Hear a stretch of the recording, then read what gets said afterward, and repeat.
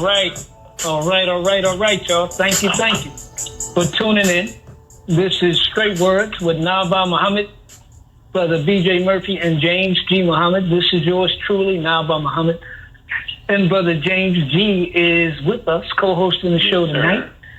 And again, wa alaikum salam. Brothers and sisters, if you like what you are hearing, one, we want you to join the conversation. 773-591-1690. 773-591-1690. Come on in and add your voice. Share your thoughts so we can have a great dialogue. The other thing, if you like what you're hearing, we want you to support it. We need your support. This is pay radio. This ain't public access. We got bills. Can you pay the radio bill? That's where we at. So if you want to help us, and we hope you do, you can, on Cash App, $ Straight Words. Cash App, $ Straight Words. If you want to use Zelle.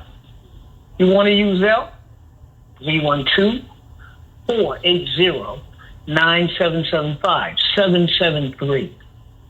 773-480-9775. That's Zelle. If you want to use PayPal, Straight Words and the number 4 at gmail.com. PayPal, Straight Words and the number 4 at gmail.com. So brothers and sisters, come on and make your best donations. We need it.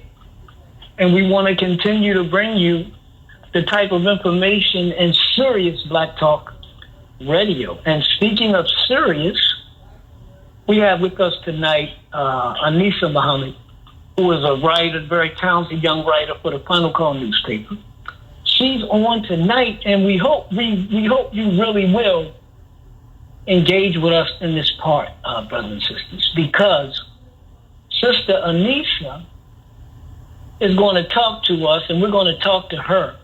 She wrote this week's cover story for the Final Call, Unpeeling the Mask of White Civility. And you can get that right now at finalcall.com, okay? You can get that right now at finalcall.com. But the subject we're taking up, kind of jumping off of her great coverage, is white America's backlash. What should Black America be doing? Should we be asleep? Should we not be worried? Should we not organize? Should we wait for Biden to save us? Should we wait for Trump to ride to the rescue? What should we do? So, Sister Anisah, assalamu alaikum. Welcome to the show. Yes, sir. Wa alaikum salam. Thank you for having me. Well, thank you, sister. Thank you. You know, I was looking at your piece, and I wanted you to kind of talk to us about when you were working on this piece, what were some of the things that you discovered? Right. Yes, sir. So, really, I started kind of working on it after Sister Starla, managing editor of the Final Call, asked some of the writers to, send some cover story ideas. And so I just started kind of researching some of the Atlanta-based websites, but also, they cover both local and national Black news. And I just started compiling articles in specific categories. So, one of those categories was racist incidents, racialized incidents, discrimination. And so as I'm reading, news article after news article, I just noticed there seemed to be a lot of racist incidents, in particular in this category. And many of them, some of them were lawsuits based on past incidents for maybe a year or two. But then a large number of them ended up being based on, just recent incidents that happened, particularly during Black History Month. And there was also a trend in particular with several of these incidents happening either in the schools or by teachers, using the N-word. And so, in just looking at some of these incidents during and really shortly after Black History Month, and how even in our quote-unquote month, or the month that they gave us as Black History Month, we were still targets of racism and discrimination, and just using, some of these incidents to, further the argument for why we should accept the program of the Honorable Elijah Muhammad to separate from white America. And, I can go into a few of those incidents that I did find just in researching. Of course, and some of these are in the article, some of them weren't due to word count. But, one of those included a white teacher on TikTok just casually using the N-word and what was, I guess, supposed to be a funny video, but he casually used the N-word in the video. Other incidents included, white students in one school bidding on black classmates like a slave auction. Another school, they were making like slave whips or using, some type of like whip app on their phone to harass black classmates and other students of color in the school. And, there were, like I said, there were other things I didn't necessarily put into the article. One of those included a news anchor using the word colored to refer to black people. There was another incident incidents in the workplace where a black man who was suing his former employer, which was an Illinois dealership, because the company subjected him and his black coworkers to an ongoing racially hostile culture where frequent racial slurs, comments, stereotypes, and jokes saturated the workplace. And this is according to the lawsuit that he filed. But he was saying that he basically endured 3 whole years of this and that the dealership purposefully paid black workers less and overcharged black customers. So now, this dealership has been ordered to pay $10 million. And then in one final story that I found, like I said, it wasn't included necessarily, but it was part of the research. But, and I kind of just honed in the ones that were more recent. But, in mid-March, a white man from Maine pled guilty to federal charges for sending racist death threats to a black family in his apartment complex. And he threatened to kill his neighbor in 2022. But, 2 years later, he was just found, or he just pled guilty to the charges and all of that stuff. So, those are just a few of what I found. Of course, these stuff like this is occurring on an everyday basis, but those are just, a few examples of just the blatant hatred of black that we see manifesting, like I say, every single day. And of course, the other part of the article focused on just, including the rollbacks in diversity, equity, and inclusion programs and positions as part of those attacks on black people. And of course, we also see that happening all over the country. And then the question also for me just became, how do these attacks, in particular the ones in the school system during Black History Month, how do they relate to these attacks on DEI? Or, was there a relation? So, in the article, I ended up really kind of shaping it around the sources that I was able to talk to. So, Attorney Gerald Griggs with the Georgia and Atlanta NAACP, because they had put out a statement regarding this white teacher in Georgia who used the N-word. And then another voice in the article, Dr. LeGarrette King, who is a professor who does a lot of work related to Black history, racial literacy, and DEI.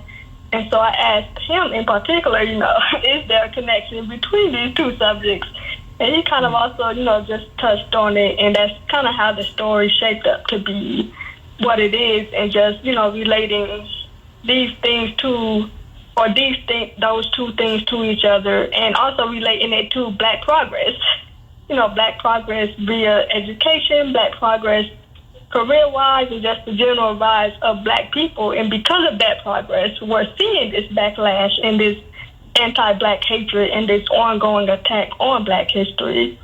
And so I think I kind of said a lot already. And I think the other thing, sister, is it's not just, well, in addition to the things you're talking about, for example, in February, the FBI released a report that said 1 in 10 hate crimes that occur in the United States happen in educational institutions, from primary schools to universities.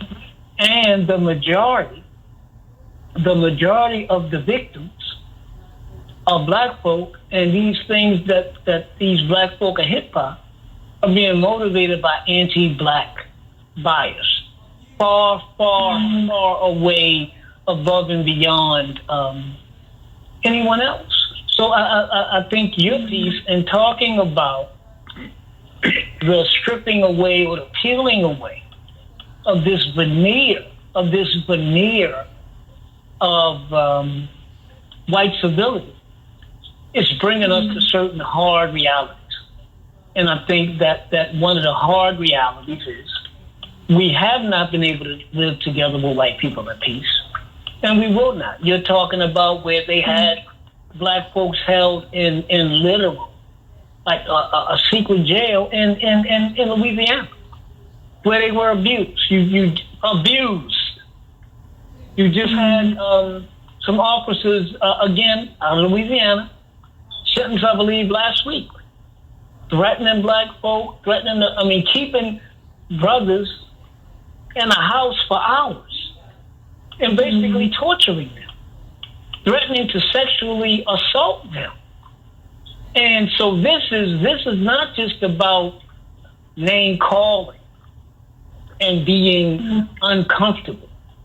This is about the continued targeting. And I say we've got to call it out as anti-Blackness, because to me this hate crime seems to end up capturing everybody. But when the Jewish community wants to talk about how they are impacted by those who they feel hate them, they go straight to anti-Semitism. They claim that.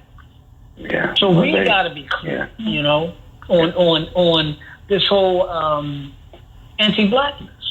And it's not getting better, brothers and sisters. It's getting worse. Your sister Anisah, first of all, assalamu alaikum. And I got to take my hat off to you. You are a great writer, and I hope before you leave, Brother Naba'a will just give a little bit of background about you and the other young great writers that have come along. You all came along around the same time, but that was very fascinating to me how you all were kind of nurtured by Brother Naba'a from a very much younger age. But I wanted to ask you, I've written that story among others that you've written. As a young Muslim woman, coming up and researching and looking back on history as you did articles like this and as you studied in school, how do you feel with the current atmosphere that is coming out of the political atmosphere, coming out of the right white nationalist movement, in terms of your future here in America, you personally, your future, your career, going forward with all these things rising up now that kind of that kind of look like some of the things that were going on during the so-called civil rights movement, only on a much more dangerous level, I think. Right. Yes. I think for me,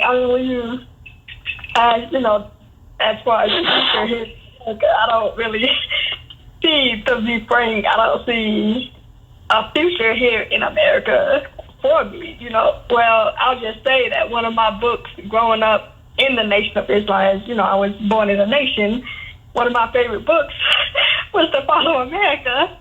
So that just kind of gives you, just the mindset of, I guess where I was at when I was younger. But it's just like I've always kind of known that the fall of America would happen. And so I don't really put stock into having a future in America per se, since she is, falling and Allah is calling for her destruction for what she has been doing to, the black, but also, our brown brothers and sisters, Native American brothers and sisters, and really all over the planet Earth. And so, I think I remember the Minister Farrakhan was saying once that, we make the best, while we're here, we make the best that we can out of life. We're not just going to, the world is falling, so let me just stop doing what I'm doing.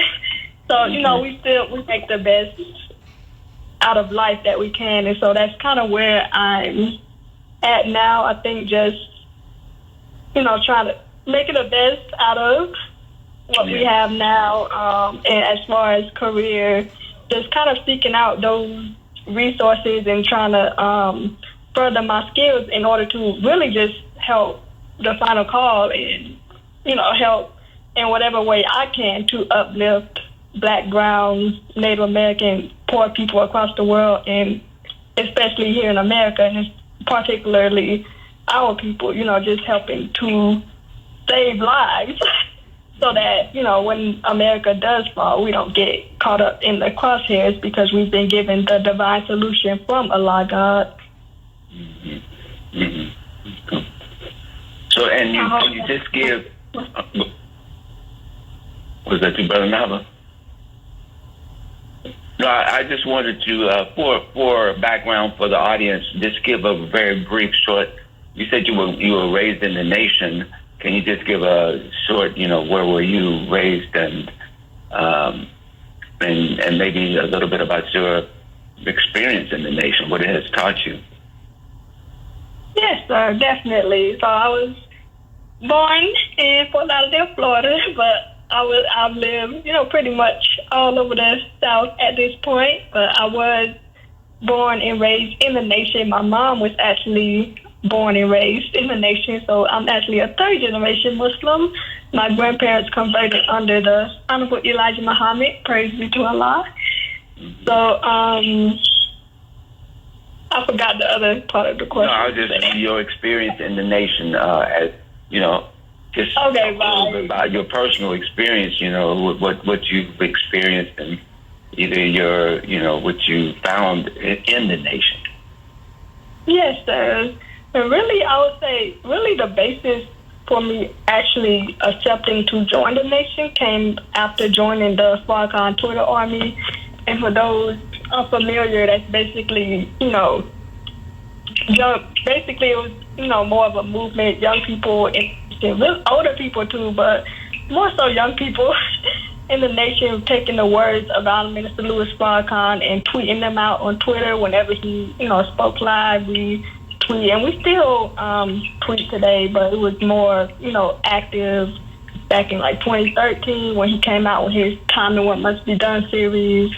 And so that really kind of established the base for me joining the nation was, just being involved in actively listening to the Honorable Minister Louis Farrakhan during the Time and What Must Be Done series, which is, for anyone listening, his 2013 broadcast series where he was basically just laying out everything that you would want to know, how to survive in the current times that we live in. And I really urge all of us to go back and revisit it because everything he said is, manifesting today still.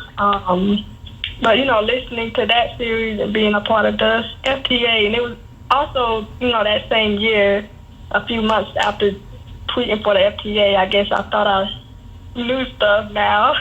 So that's when I actually started writing for the Final Call.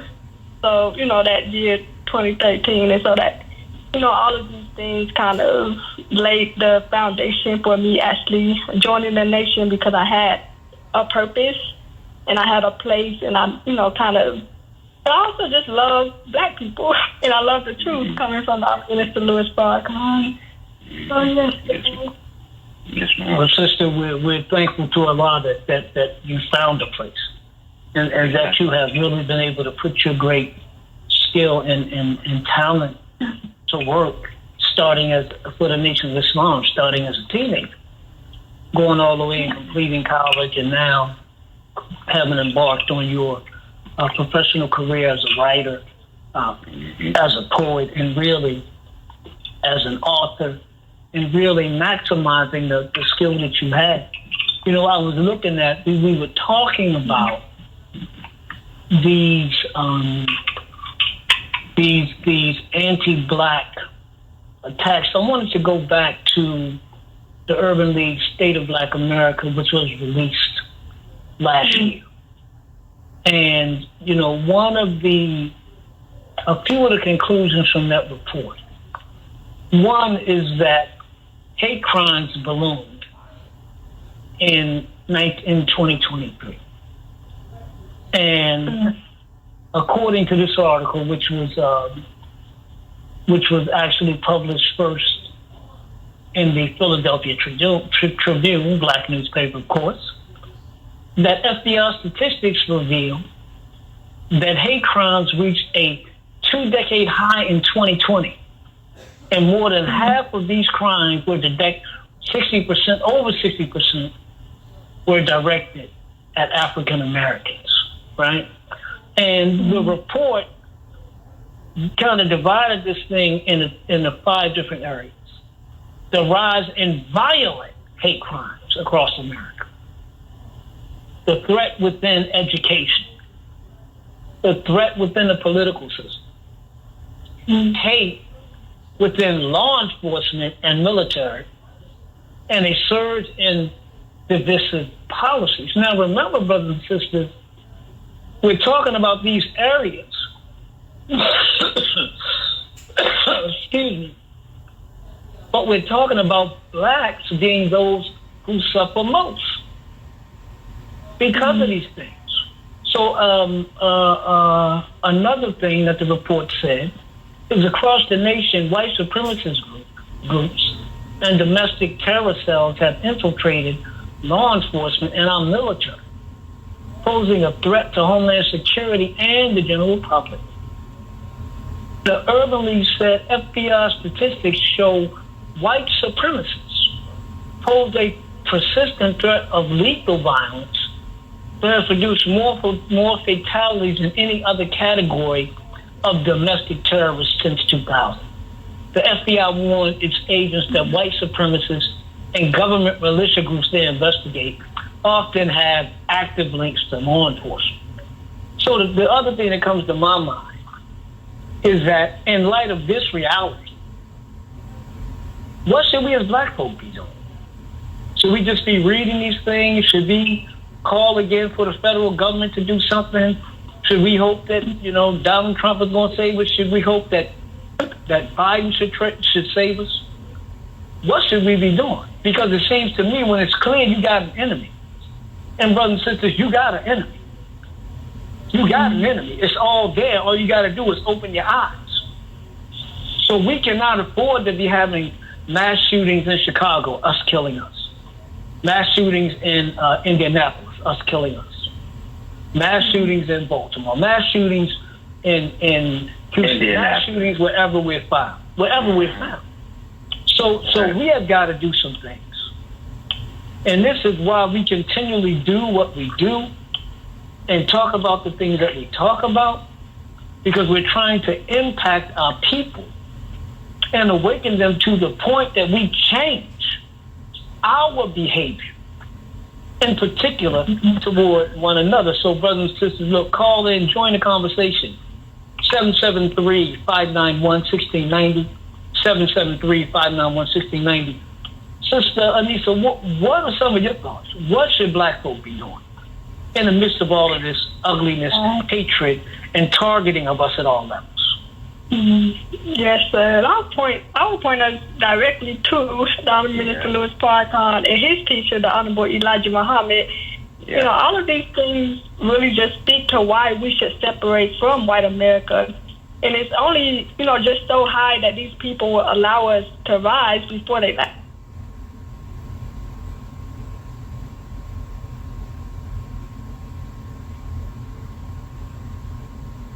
Inviting up again.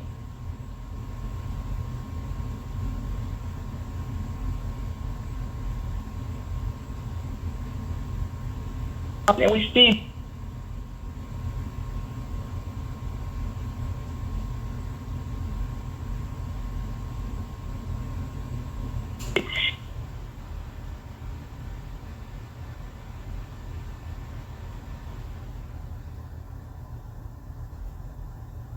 this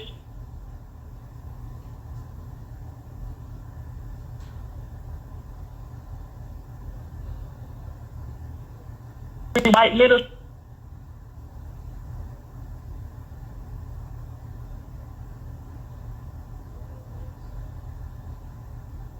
to support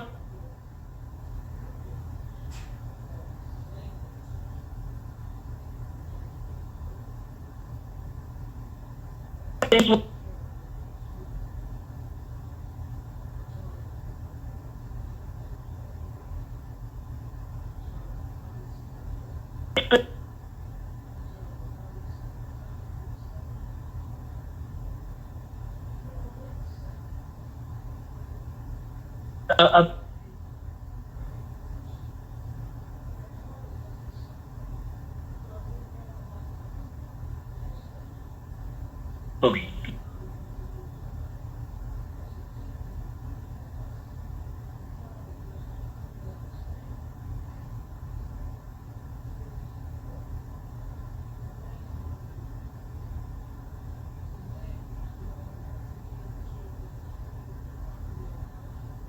In terms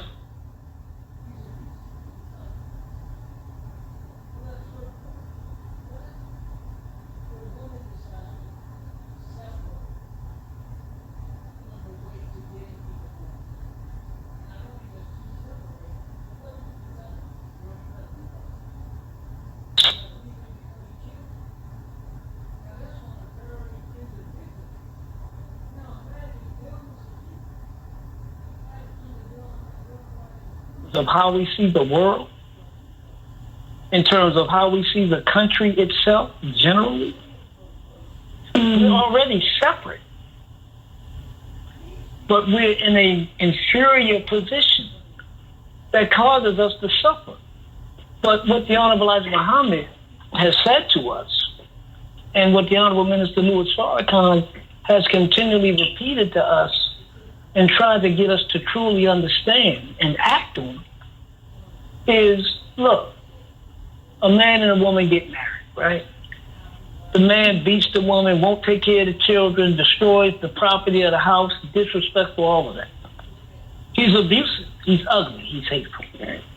Well, at a certain point, what happens? The woman decides to what? Separate. Right. On the way to getting a divorce. And not only does she separate, but what do people tell her? Girl, you better leave that man. You better leave him before he kills you. Right. Now, that's on a very individual level. Now, imagine millions of people having undergone, as the Honorable Elijah Muhammad called, what he called the worst treatment, or some of the worst treatment in the history of the world. These people, brothers and sisters, white people don't even know. And I'll keep saying this, and I hope you're hearing. White people don't even know if their country's going to withstand the fall elections. They don't know. It could collapse literally the whole country in terms of Donald Trump and what he says and what he doesn't say, and how he rises up, because they are already armed, angry, and white. And when you look at the people, many of them that have been convicted of the assault on the Capitol, January 6th, brothers and sisters, they're not apologizing. I saw a woman that was waiting to go to jail, and she was like, yeah, you know, I didn't really do nothing. But at the end of the day, I agree with Trump. I agree with the country being taken. I agree with all of that. Yeah. So if white people don't know if they have a future, how can we depend on them to give us a future? Yeah, and not only that, brother, just referring to Trump, he said if he gets in, number one, he's going to take retribution on those on his first day who opposed him. And also, he's going to let the folks who are in jail now for October the 7th release them. And while he's doing that, if he gets in, as the Honorable Elijah Muhammad taught us, that America's going to, people will be, white folks are going to be chased out of these foreign countries, and they're going to be coming back here like angry birds, you know, and they're going to be looking at the black population and the brown population. And this whole mix of this white nationalism is going to boil. You know, it's going to boil over, and that's why in the title it talked about the unmasking of white civility, because they're not even trying to hide it anymore. This is basically what we used to see during the civil rights, when if they had hoses, they would just turn them on us right now. In many instances, in these Black Lives Matter marches, if they had hoses, they would have turned the hoses on. If they had dogs, they would have released the dogs. The one brother shot up some folks. So, that's what we are looking at. And just lastly, to what should we be doing, obviously, we always point to the Muslim program. For our people, we should really put this program before our people, as Sister Ava was going from city to city, and just literally put it before the people and have maybe meetings where we just read through it. And you cannot disagree with what it says. It says we want freedom. We want a full and complete freedom. We don't have that now. They're not even pretending it. We want justice. We want equal opportunity. All of those things are basic human rights that are being asked for in the Muslim program, regardless of creed, class, or color. And if we can't that, to your point, Brother Naba'a, then we have to separate. And the United States government has to do something for us to separate with regard to land. And so that's the solution right there. It's either one or the other. It's either one or the other. Let's bring in Sister Tawan, if you're still on. Let's bring in Sister Tawan, and let's hear from our beautiful sister. Sister Tawan, you there? Yes, sir. Assalamu alaikum, family, and Ramadan Mubarak. Wa alaikum salam. Ramadan Kareem. I'm just so happy to hear Sister Anisah. I love this program. I love this platform. I just want you all to keep going, and I'm so grateful for your defense of the truth and justice for our people. And I'm trying to encourage even more people to listen in. But Sister Anisah, I wanted to say to you, thank you for utilizing your gift that Allah has blessed you with, especially you being a young vanguard and showing the youth that your words and your thoughts are appreciated and it's in the final call. You have proof. It's printed. So I thank you so much for your going forward and sharing that gift. And I know you've heard my voice before on the open mic, but I also wanted to say to you, I share what I do is a lot of the prisons can't get the final call, so I send them emails. I sit down and I type out. In some of the platforms you can't copy and paste, so some of them I have to literally type out the articles in emails, and sometimes it takes like 9 of their emails to send it. But I just sent your article today to some women in prison, and in an email, and I had to type it out in 9 parts. So I just wanted you to know that I just share because I want them to see what you are doing. And thank you so much for loving.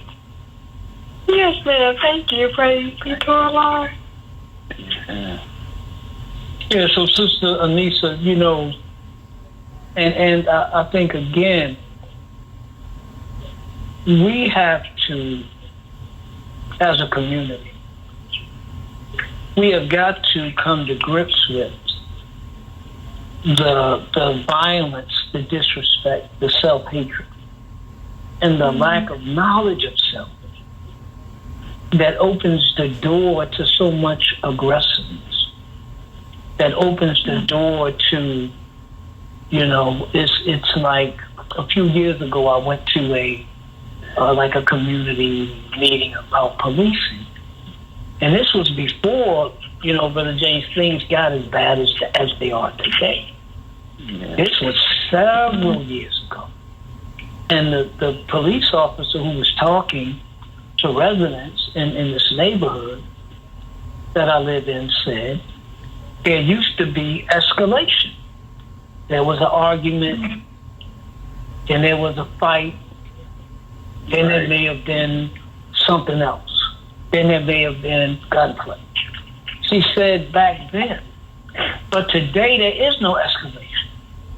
It's going straight to gunplay. So we saw it where? In Kansas City, right? Our young people. They have the right spirit in terms of not wanting to be dominated. But they don't have the knowledge of who they are. They don't have the knowledge of the enemy. They don't have the knowledge of the time. They don't know how to resolve conflict. So this is why our duty and the work of the Fruit of Islam in particular, the men who take this paper and this word, who take this paper that Sister Anisah so beautifully writes for, it is taking a message that can help spiritually resurrect our people. It's touching our people and bringing a measure of sanity, at least for a moment, into their lives. Giving them the opportunity to pause for a minute, giving them an opportunity to see an alternative vision of a black man, an alternative vision of a black woman, and a way of life that brings peace. So this work that we're involved in, brothers and sisters, is very, very important. You know, Sister Anisah, a couple years ago, we had the marches, about justice for George Floyd. We had, Right. quote unquote, all of this racial reckoning. I remember Don Lemon when he was with CNN almost crying. Oh, look at, we got black and white together. Oh, look at the young whites with the blacks. Oh, we're going to do something. Nothing's really changed, though. We didn't get a federal George Floyd Policing Act. Under Mr. Biden now, when he controlled the White House, the House, and the Senate. I'm not going to let you all forget that. We didn't get the John Lewis Voting Rights Act passed when Mr. Biden had the White House, the House, and the Senate. So as you look, I guess, Sister Anisah, as a young person, and as you look at these trends, do you see any evidence that young whites are any different from their fathers? I really don't, to be honest. And this is also coming from someone that went to a PWI, predominantly white institution. And even there, because 2016 was my freshman year, and 2016 also, of course, the presidential election. Right. And I still remember, when Trump first was inaugurated, got into office, we started seeing these "it's okay to be white" signs all over campus. And then even just, there was just a dead silence on campus that day that he was, that it was said that he won the election. Like, it was just a dead silence. And then, the next day with classes, it was just kind of like you could feel the tension in the air between the students, the professors, just everybody on campus.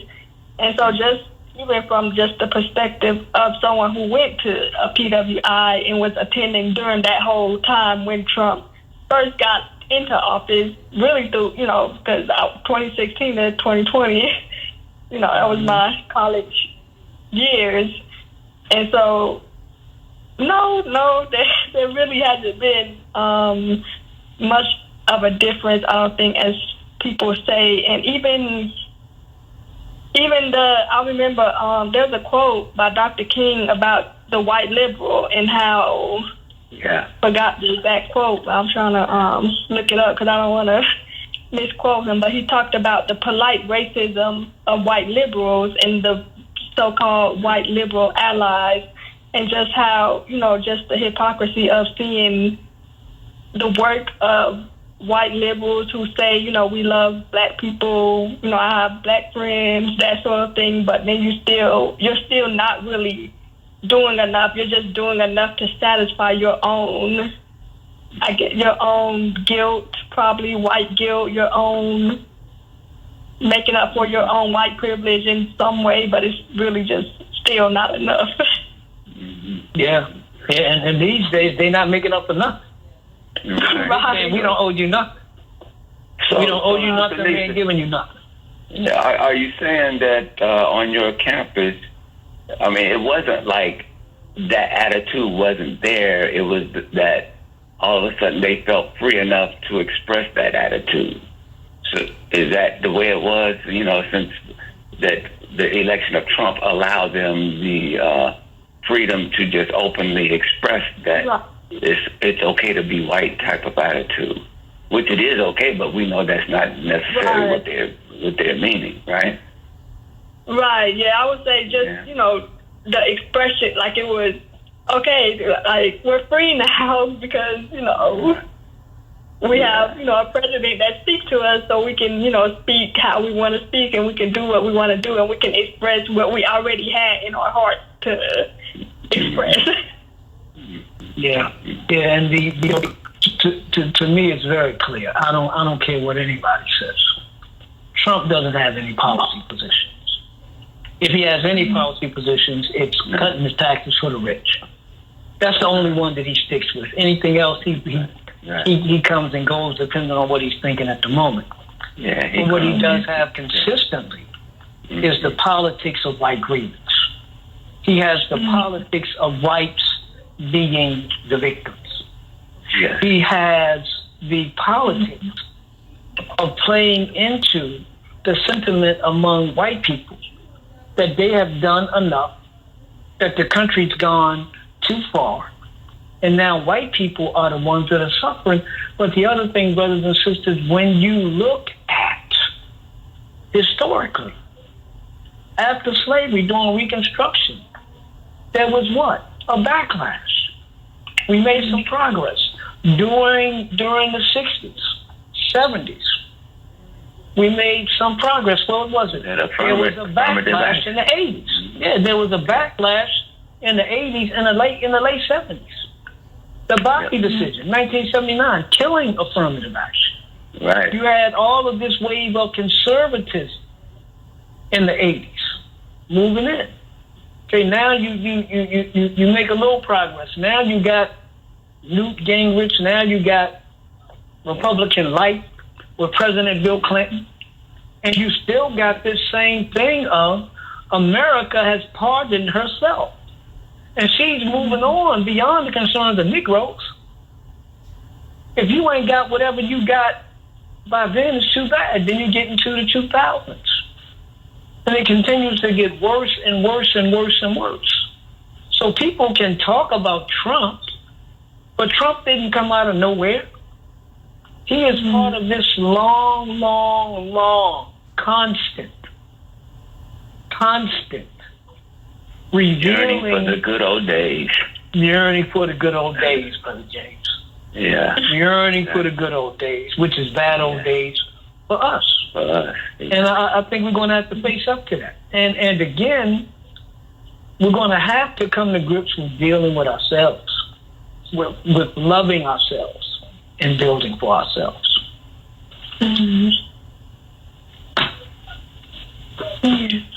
Yeah. So, I mean, things like what I just was hearing some of the headlines. I haven't looked into it yet, but the mass shootings that's going on. There was one just down in Indianapolis. I haven't saw, but it sounds like a bunch of young folks, and I think it was even on the news that this was announced. 12-year-olds, you know, out there with weapons. As crazy as America is over weaponry, the one problem, the one reason we definitely have to separate it, in my opinion, also is we adapt the ways of white folks.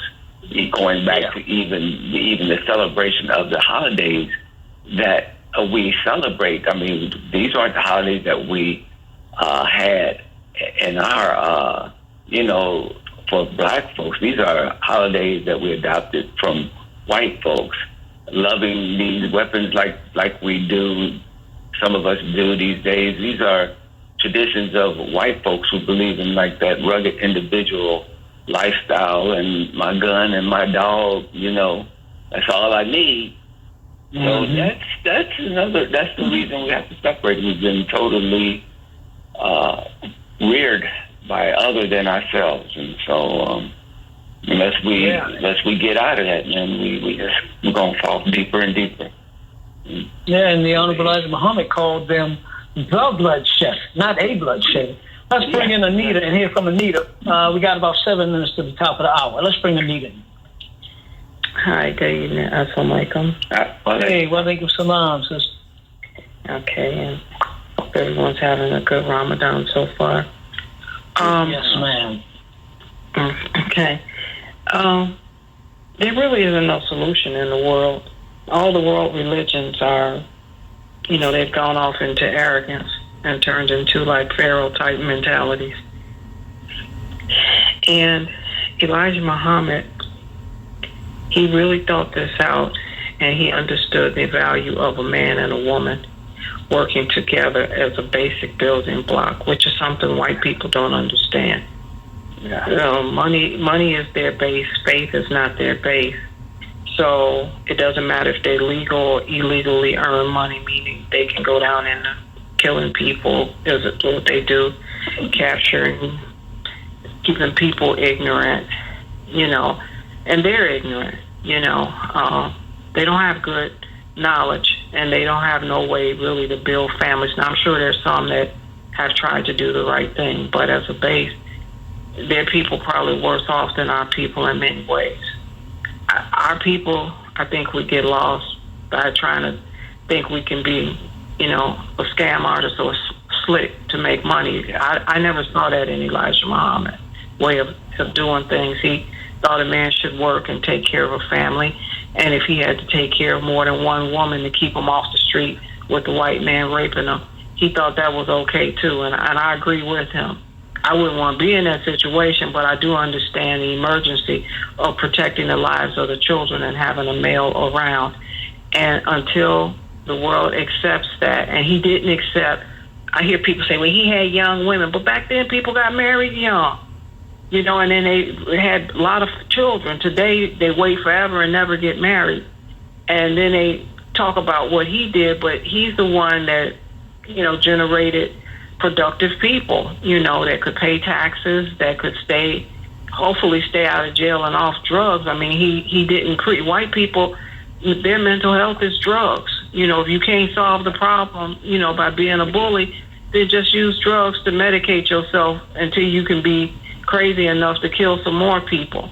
And even animals, they only kill for what they need. A human being just keeps killing and killing and killing and killing way beyond what he needs. So these people have to be stopped. And I'm not saying we need to murder them, but some kind of way we're going to have to stop them because they're just too cruel. This cruelty is just totally way off the charts. And Donald Trump saying they're victims because they don't repent. And if you don't repent, I'm not feeling sorry for you. You get what you get. If you keep messing with everybody in the world, you get what you get. Well, they're being stopped, sister. If you're watching the weather and the disasters that are occurring across the country, they should be getting a message that they are, of course, with all of these storms and all of the I just heard the Honorable Elijah Muhammad, from what I'm told, he said that there would come a day when you would see hail, like ice, blocks of ice falling from the sky. And just yesterday I was hearing that they talked about grapefruit-sized hail falling out of the sky on some of these towns and some of these storms. And so everything, and then he talked about how the snow would be stored up in the north and then just unleashed down here, and you see the floods and all of that. So yeah, his power is being curtailed. That's for sure. Yeah. Well, Anita, thank you for your comment. Appreciate you. Brothers and sisters, we really have to understand.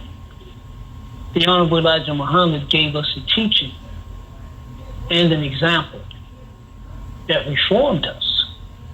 And so he had wives because he was a divine man, and the children from those marriages. Be clear on that.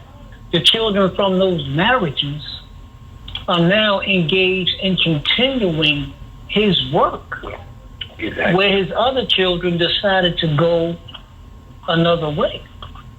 So there's a whole lecture. I think it's something like the killing of Malcolm X 28 years later, where you have these women come forward and talk about the Honorable Elijah Muhammad as their husband. And they weren't teenagers. None of them were teenagers. And they talked about their love and respect for this man. They talked about how he treated them. They talked about how there was no sexual harassment. There was no grooming. There was none of that. And at a certain point, he took them on as wives. And these women were bearing witness to this man and the quality of his character when he departed from the scene in 1975. You got women that won't testify to the character of their husband if he leaves the house for more than 15 minutes. So, and he did not teach his followers to take on more than one wife. He said one is best for you if you but knew, so get one and treat her right. And that's the same thing that the Holy Quran says. One is best for you if only you knew. And we know that the taking on of more than one wife, but as you said, sister, was about responsibility. Taking in the widows and the orphans when the Muslims at that time were devastated. So just a little background. So brothers and sisters, look, Sister Anisah, how do we follow you? How do we hear more from you? Yes, you can follow me on IG, Instagram at Nisa, that's Nisa, Nisa the writer. Also on Twitter, that's Muhammad Anisah, Muhammadanisah.